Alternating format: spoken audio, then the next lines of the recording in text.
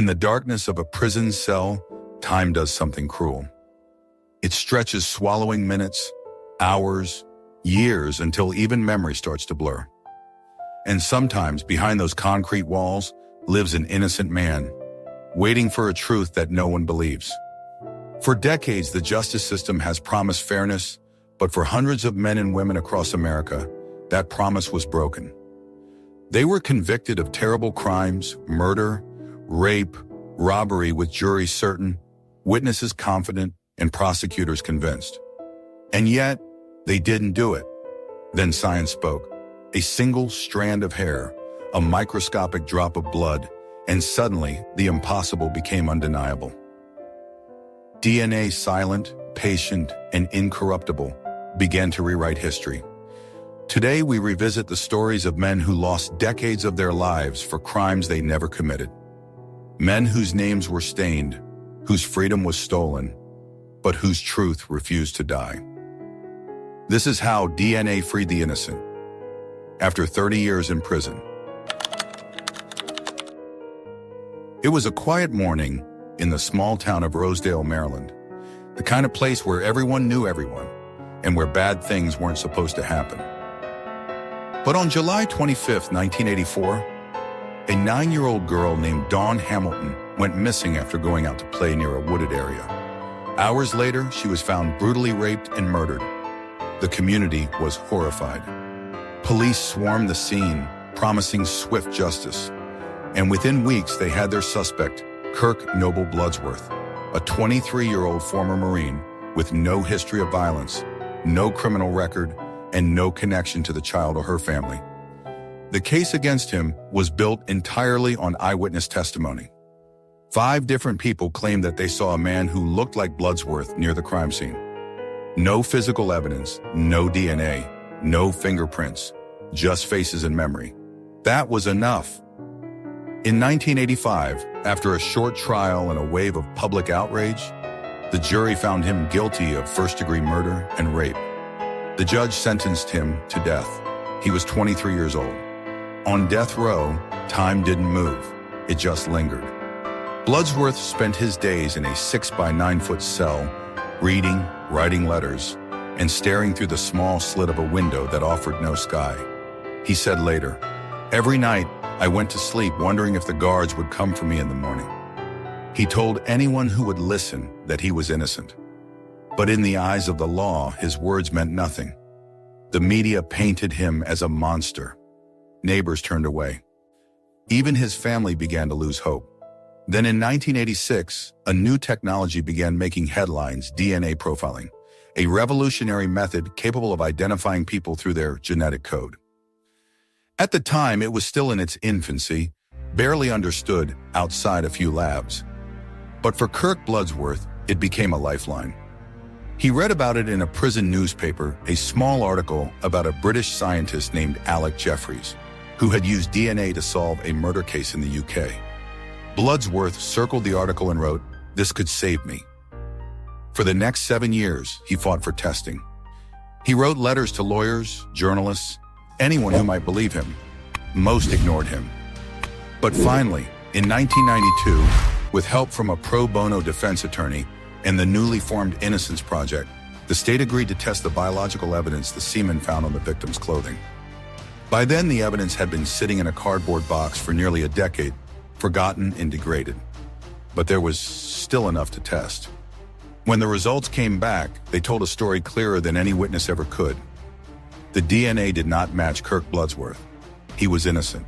In 1993, after 8 years behind bars, including 2 on death row, Kirk Bloodsworth became the first American ever exonerated by DNA evidence from a death sentence.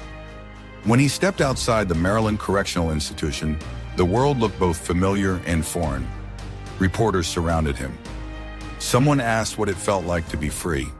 He paused, then said, "It's like being reborn." But freedom was complicated. He had no home, no money, no plan. He carried only a plastic bag of belongings and the weight of everything he'd lost. The state eventually compensated him $300,000 for 8 stolen years. But as Kirk said, "You can't buy back your time. You can't buy back the days. Bloodsworth didn't disappear quietly. Instead, he became a symbol, a living argument against the death penalty, and a fierce advocate for reform. He traveled the country, telling his story to anyone who would listen. He met lawmakers, students, even prosecutors, urging them to understand what the justice system had done to him and what it could still do to others.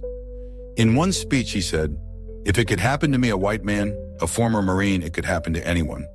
His case reshaped American law. It proved that DNA wasn't just science, it was salvation. And because of Kirk Bloodsworth, the Innocence Protection Act of 2004 was passed, granting access to post-conviction DNA testing nationwide. Thousands of cases were reopened. Hundreds of innocent people were freed. And every time one of them walked out of prison, they owed a small piece of that freedom to him. Kirk Bloodsworth's story isn't just about the man who went to death row for a crime he didn't commit. It's about what happens when truth has to fight for air in a room full of noise.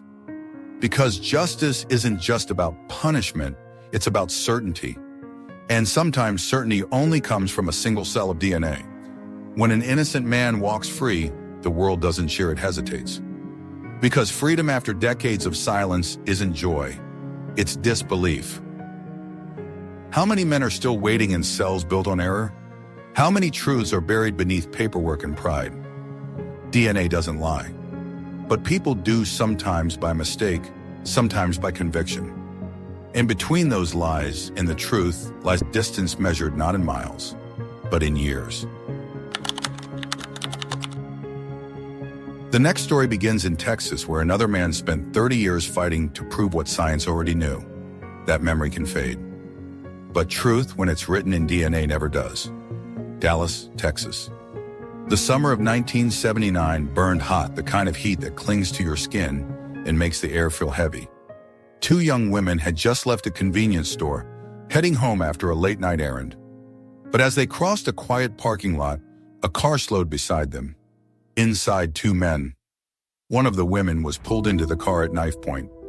She was robbed, assaulted, and abandoned on the side of the road.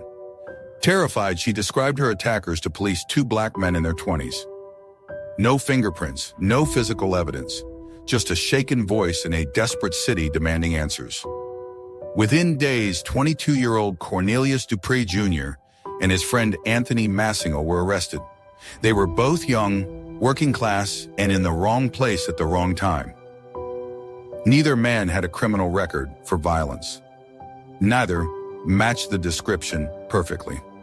But that didn't matter. When the victim pointed to their faces in a lineup, police believed the case was solved. And when the trial began, the jury never heard how uncertain that identification really was. In 1980, after just one day of deliberation, Cornelius Dupree was found guilty of aggravated robbery and rape. The judge sentenced him to 75 years in prison. He was 21 years old. At first, Dupree believed the system would correct itself. He thought someone, a judge, a lawyer, anyone would look closer and see the mistake. But months turned to years, years into decades, and every appeal was denied. He watched other inmates come and go. He watched families fade away. He missed funerals, birthdays, weddings, all the small things that make a life whole. He said later, "I didn't just lose time, I lost a whole generation." Inside the prison, he built a reputation not as a troublemaker, but as a quiet man who read the law books others ignored. He studied case files like scripture, searching for the loophole that could open the gates. And again, he came back to the same word, DNA. By the mid-1990s, DNA testing had changed the face of criminal justice across the United States. The Innocence Project, founded in 1992, was leading a revolution proving that eyewitness testimony, once considered sacred, could be tragically wrong. But Cornelius's case wasn't simple. The biological evidence from 1979 had been lost, misplaced, or mislabeled for years. It took nearly 3 decades and relentless effort before lawyers finally located a preserved sample from the victim's rape kit. When it was sent for testing, Dupree refused to get his hopes up. He'd been disappointed too many times before. Then in 2010, the results came back, and they told the truth he'd been saying for 30 years. The DNA did not match Cornelius Dupree Jr. It did not match Anthony Massingo. They were innocent. In January 2011, after 30 years in prison, Cornelius Dupree Jr. walked out of the Dallas County Courthouse a free man. He had spent more time incarcerated for a wrongful conviction than almost anyone else in Texas history. He wore a dark suit that hung a little loose on his thin frame. His hands trembled as he adjusted his tie, a symbol of a life he'd never been allowed to live. He looked out at the cameras, smiled faintly, and said, "The system needs to be fixed. But today, I'm home." Behind him stood his wife, Selma, who had waited for him through the decades, a love story written in patience and pain. She'd married him while he was behind bars, believing in his innocence long before the world did. When reporters asked her why she never gave up, she said softly, "Because the truth doesn't change, people just take a long time to see it." The state of Texas officially exonerated him and awarded him $2.4 million in compensation for the 30 years Tony lost. But as Dupree told one journalist, "There's no amount of money that replaces what was taken. What I missed can't be paid back." After his release, he dedicated his life to advocacy, joining the Innocence Project to help others still trapped in the same nightmare. He visited prisons. He met with law students. He spoke before Congress. He turned his pain into purpose. He wanted people to understand that wrongful convictions aren't rare. They're human. They come from fear, from pressure, from the fragile imperfection of memory. In a 2014 interview, Cornelius said something that stayed with me. "Every day in that cell, I told myself this is not the end of my story. I'm still here, and one day the world will know." He was right. Today his name stands as proof that truth can survive time, that DNA can resurrect justice, and that the human spirit can endure the unimaginable. But for every Cornelius Dupree, there's another man still waiting for a test that might never come. And sometimes, even when the science is clear, the system refuses to listen. 30 years. That's more than 10,000 sunrises seen through iron bars. It's the sound of birthdays missed, voices forgotten, love fading in the static of prison phones. And yet in the silence of those years, truth waits. It doesn't shout, it whispers. And when the world is finally ready to listen, it speaks. The next man we meet was told the evidence was clear, the confession was solid, and the case was closed. But DNA would one day prove that even the loudest confession can be nothing more than fear echoing in a locked room. Philadelphia, the summer of 1991. A quiet row house on North 58th Street sat still under the heavy August heat. Inside that house, 77-year-old Louise Talley, a beloved mother, grandmother, and churchgoer, was found brutally murdered. She had been raped, stabbed, and left alone in her bedroom. The crime shocked the neighborhood. Police moved fast. Too fast. Within a single day, detectives claimed that they had their man Anthony Wright, a 20-year-old from the same community. He had no violent record, no known connection to the victim, and no physical evidence tying him to the scene. But he was young, poor, black, alone, and that made him an easy target. According to Wright, what happened next was a nightmare he still struggles to describe. Detectives took him to the police station and questioned him for hours. No lawyer, no sleep, no food. They told him they had witnesses. They said they had his fingerprints, his clothes, his guilt. Anthony Wright swore he was innocent. But after hours of threats, isolation, and fear, he broke. He signed a confession. A confession he didn't write. A confession the police had already prepared. And in that single signature, his life was rewritten. At trial, prosecutors presented the confession as unshakable proof. They showed the jury a bag of clothes jeans and a blue shirt they said Wright had been wearing the night of the murder. The jury believed them. In 1993, Anthony Wright was convicted of first-degree murder, rape, and burglary. The judge sentenced him to life in prison without parole. He was 21 years old. Inside the walls of Graterford Prison, Anthony Wright watched the years pile up like bricks. He said later, "Every day, I told myself they can take my freedom, but they can't take my truth." He wrote letters to anyone who might listen. Lawyers, journalists, advocacy groups. Most never replied, but one letter did. The Pennsylvania Innocence Project took notice of his case in 2005. They believed him. They believed there was more to the story. Wright's lawyers fought to have the clothing from the crime scene tested for DNA. But the Philadelphia District Attorney's Office resisted, claiming the evidence was too old, too contaminated, too uncertain. It took 5 more years before a court finally ordered the testing. When the results came back, they were explosive. The DNA on the victim's clothes did not match Anthony Wright. Instead, it matched another man, Ronald Henderson, a convicted rapist who lived in the same area and had died in prison years earlier.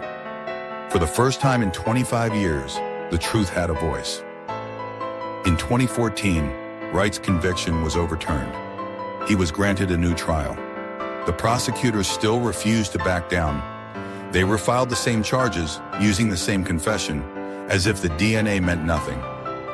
And in 2016, inside a packed Philadelphia courtroom, Anthony Wright faced another jury. This time, his lawyers told the whole story: the coerced confession, the false evidence, the DNA. When the verdict came, it took just 90 minutes. Not guilty. After 25 years in prison, Anthony Wright walked free. His mother, Louise, collapsed into his arms, weeping. Reporters asked him what freedom felt like. He said, "It feels like breathing for the first time." After his release, Wright spoke about the pain of being silenced for so long. He said he forgave the detectives, but not the system that allowed it to happen. The truth was always there, he said. It just needed someone to believe it.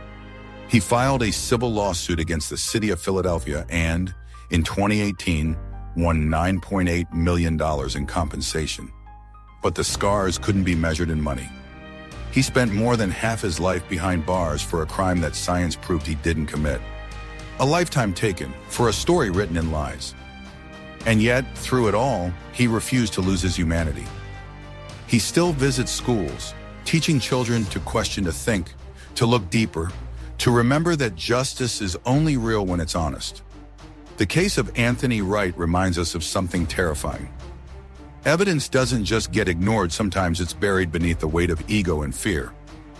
Confessions can be fabricated, truth can be manipulated, but DNA, silent and unyielding, tells its story anyway. A confession can sound like truth when spoken through fear. It can echo through courtrooms, ripple through headlines, and steal decades from an innocent man. But DNA is not afraid. It does not whisper or scream. It simply exists, pure, patient, waiting. And one day, when the noise of lies fades, it speaks the only language that never changes: proof. The next man we meet didn't have DNA to prove his innocence right away. For him, it would take nearly 4 decades. A dying witness and a truth buried under 39 years of silence. Cleveland, Ohio, 1975. The city was still trembling from years of social unrest, distrust, and fear. It was the kind of environment where truth could easily be drowned by desperation. And on May 19th, in a small convenience store called Mr. Paul's Shop, a man named Harold Franks, a 59-year-old money order salesman, was shot and killed in broad daylight. The robbers escaped. The community demanded justice.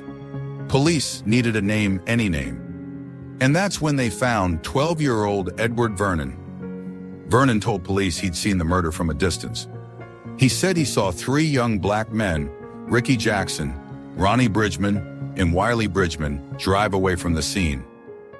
It was the testimony detectives had been waiting for.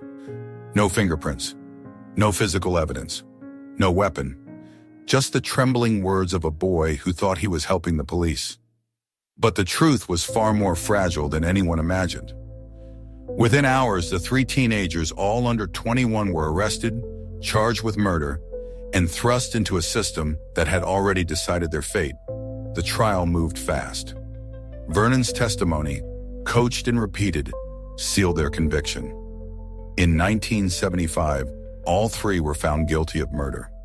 The sentence, death. They were just kids. Ricky Jackson was 18 years old when he was led to death row. He spent his first nights awake, staring at the ceiling, counting the seconds between the guards' footsteps. He said later, "At first I thought I would die angry. Then I realized if I didn't find peace, I'd already be dead." In 1977, their death sentences were commuted to life in prison after the U.S. Supreme Court struck down Ohio's death penalty law. But that mercy only meant more years of slow suffering. Decades passed. The world outside changed: presidents, wars, technology, everything. But for Ricky Jackson, every day was the same. Steel doors, concrete walls, and a dream of freedom that felt more like a ghost than a hope. In 2011, 36 years after the murder, an aging Edward Vernon walked into a Cleveland newsroom and said 6 words that would change everything. "I lied. I made it up." He confessed that police had pressured and coached him to identify Jackson and the Bridgman brothers.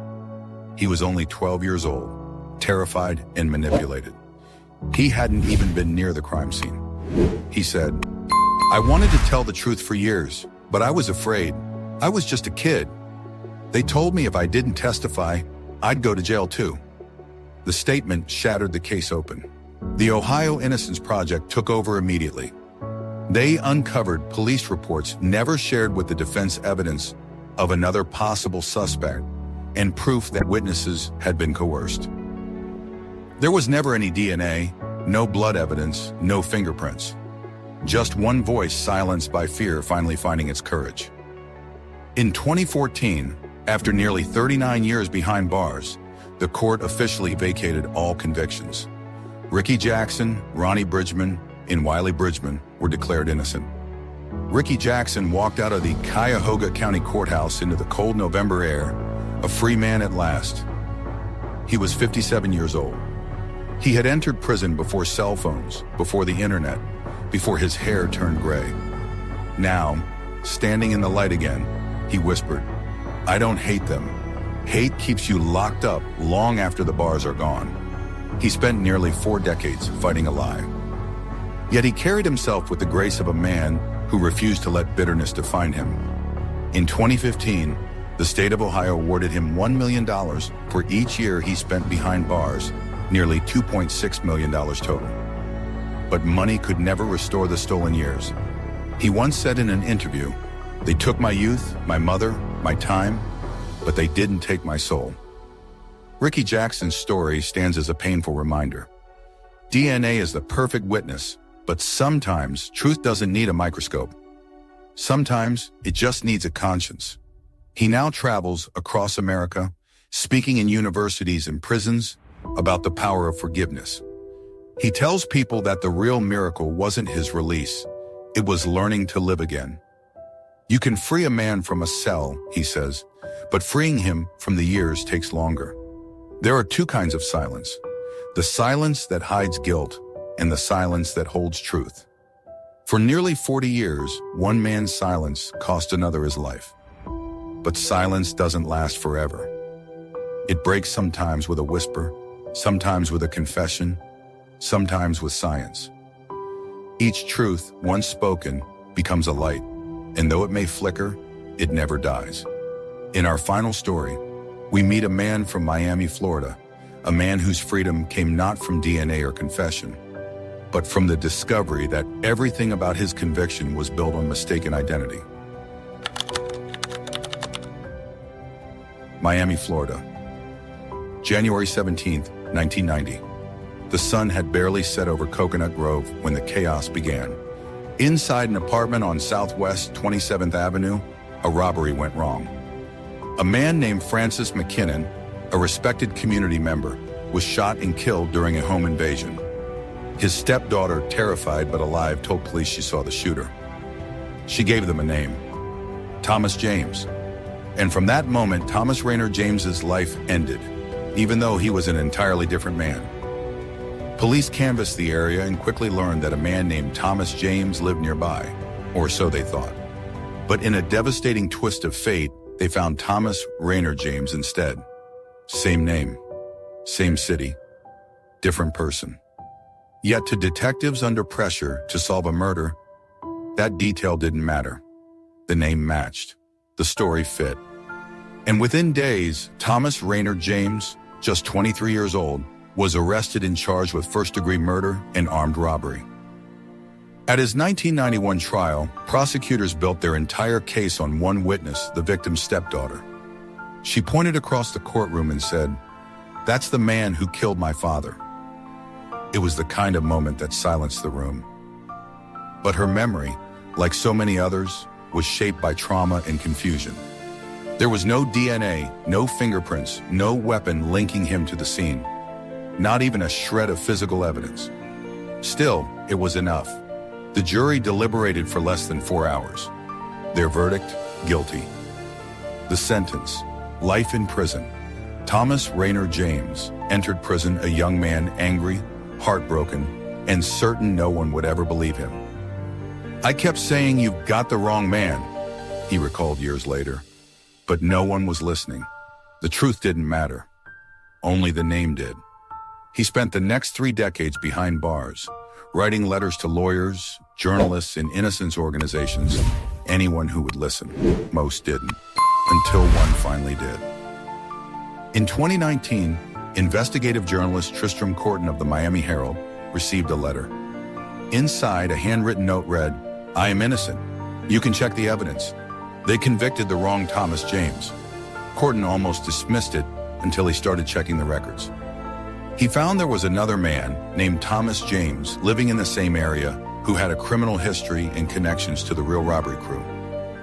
Witnesses who were still alive told Corton that the other Thomas James was known to carry a gun and had bragged about getting away with something big in the 1990s. The journalist traced records, spoke to family members, and uncovered what police had missed: that the real shooter's name had indeed been Thomas James, just not one who was in prison. In 2021, after 3 decades of appeals, hope, and silence, the Miami-Dade State Attorney's Office Conviction Review Unit, CRU, reopened the case. They combed through evidence, witness statements, and police reports. And the deeper they looked, the clearer it became. Thomas Raynard James had never been involved. Every detail, every lead pointed toward a tragic case of mistaken identity. No DNA tied him to the scene. No eyewitness beyond the traumatized stepdaughter had ever placed him there. The real culprit had vanished, leaving behind a man's stolen life. On April 27, 2022, inside a packed Miami courtroom, the judge read the words Thomas had dreamed of hearing for 32 years. "The conviction is vacated. You are free to go." Thomas James lowered his head. He didn't cry, he just stood there, hands trembling, a single tear tracing down his cheek. For a man who had survived the system's worst failure, silence was his only victory. "Outside the courthouse," he said softly to reporters, "you can't imagine what it's like to be buried alive. That's what prison feels like when you're innocent." He walked out into the sunlight for the first time as a free man at 55 years old. He had no house, no job, no savings, just freedom and the clothes on his back. He now speaks publicly about the injustice of mistaken identity and the need for better review systems in criminal investigations. When asked if he was angry, he said, "Anger won't give me back the years. I want peace more than revenge." There's a silence that comes with freedom, a silence so heavy it echoes louder than the gavel that stole your life. For men like James Bain, Cornelius Dupree Jr., Ricky Jackson, and Thomas Raynard James, the truth came late, but it came strong enough to break iron. 30 years, 40 years. A lifetime stolen piece by piece. But when science, conscience, and courage collide, Even the walls of injustice can crumble. DNA can set you free. Truth can restore your name. But time never returns what was taken. This was Criminal Minds Archives. Real crimes, real people. And the haunting question that always remains: how many more innocent souls are still waiting for the truth to knock on their cell door? If this story moved you, subscribe to Criminal Minds Archives for more true stories of justice, loss, and redemption. Share this video because truth deserves to be heard.